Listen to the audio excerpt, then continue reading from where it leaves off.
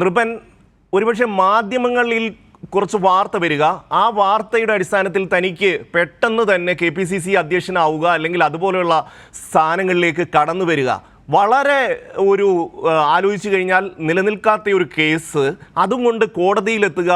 അങ്ങനെ ഇതിൻ്റെ നിയമവശങ്ങൾ പരിശോധിക്കുന്ന ആർക്കും മനസ്സിലാവും കോടതിക്ക് മുന്നിൽ ഇത് നിലനിൽക്കില്ല എന്ന്. പിന്നെ എന്തിൻ്റെ അടിസ്ഥാനത്തിലാണ് ഇത്രയും വലിയ ചാട്ടം കുഴൽനാടൻ ചാടുന്നത്? ഷമ്മി ചോദിച്ച ചോദ്യത്തിൻ്റെ ആദ്യ ഭാഗത്തിൽ നിന്ന് തന്നെ അതിൻ്റെ ഉത്തരവുമുണ്ട്. ഷമ്മി പറഞ്ഞത് വളരെ ശരിയായ നിരീക്ഷണമാണ്. കാരണമെന്ന് പറഞ്ഞാൽ അദ്ദേഹം ഒരു അഭിഭാഷകനാണ്. വലിയ തരത്തിലുള്ള ഒരു അഭിഭാഷകരുടെ ഒരു ടീം തന്നെ അദ്ദേഹത്തിൻ്റെ പിന്നിൽ സുശക്തമായി ഉണ്ട്. നിയമപരമായി ഏത് കേസിനെയും വെല്ലുവിളിക്കാനും കഴിവുള്ള പ്രാപ്തിയുള്ള അഭിഭാഷകനാണ് എന്നൊക്കെയാണ് സുപ്രീം കോടതിയിലെ വാദിക്കുന്ന അഭിഭാഷകൻ എന്നൊക്കെയാണ് കേരളത്തിൽ കോൺഗ്രസിൻ്റെ അണികളും പ്രത്യേകിച്ച് സോഷ്യൽ മീഡിയ അദ്ദേഹത്തിനെ പ്രൊമോട്ട് ചെയ്യുന്നത്, സോഷ്യൽ മീഡിയ ചെയ്തുകൊണ്ടിരുന്ന പ്രചരണം.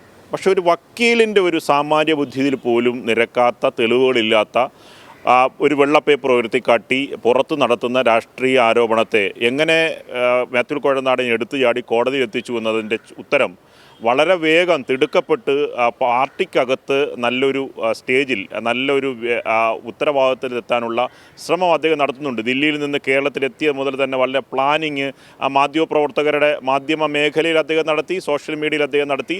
കോൺഗ്രസിൽ KPCC അധ്യക്ഷനായ K. സുധാകരൻ വന്ന സമയം മുതൽ KPCC ആസ്ഥാനത്ത് ചെറിയ ഉപജാപക സംഘം പ്രവർത്തിച്ചിരുന്നു. അതിൽ പ്രധാനപ്പെട്ട നിർണായകമായ സ്ഥാനം വഹിച്ചിരുന്ന ഒരാൾ, പാർട്ടിക്കുള്ളിൽ സ്ഥാനമില്ല എങ്കിലും അകത്ത് കാര്യങ്ങൾ തീരുമാനിക്കുന്നതിന് മാത്യു കുഴൽനാടന് പങ്കുണ്ടായിരുന്നു. അങ്ങനെയാണ് ഇത്തരം നീക്കങ്ങളിലേക്ക് കുഴൽനാടൻ പോയത്. നിയമസഭയ്ക്കകത്തും കൂടിയാലോചന നടത്താതെയാണ് അദ്ദേഹം ആരോപണം ഒരു ദിവസം വളരെ പെട്ടെന്ന്, അടിയന്തര പ്രമേയമൊന്നുമല്ല, ചോദ്യോത്തര വേളയിലൊന്നുമല്ല, ബില്ലിൻ്റെ ചർച്ചയ്ക്കിടയിൽ VD സതീശൻ പോലും സഭയില്ലാത്തപ്പോൾ, മുൻ പ്രതിപക്ഷ നേതാവ് രമേശ് ചെന്നിത്തല പോലും സഭയില്ലാത്തപ്പോഴാണ് ഈ ആരോപണം, മുഖ്യമന്ത്രിയെ വ്യക്തിപരമായി അധിക്ഷേപിക്കുന്ന ആരോപണം ആദ്യം ഉന്നയിക്കുന്നത്. അതിന് മുഖ്യമന്ത്രി ചുട്ട മറുപടി നൽകുന്നു.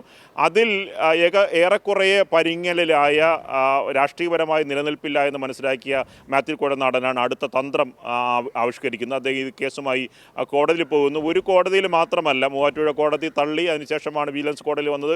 വിജിലൻസ് കോടതിയിൽ വന്നിട്ട് പല വാദമുഖങ്ങൾ പറഞ്ഞു. അവസാനം കോടതിക്ക് തന്നെ ഒരു പക്ഷേ സോഷ്യൽ മീഡിയ പറയുന്ന പോലെ ഏതെങ്കിലും ഭാഗത്ത് ഉറച്ചു നിൽക്ക് എന്ന് ഈ പറഞ്ഞ ആവലാതിക്കാരനോട് തന്നെ പറയേണ്ട ഒരു ഘട്ടമായി.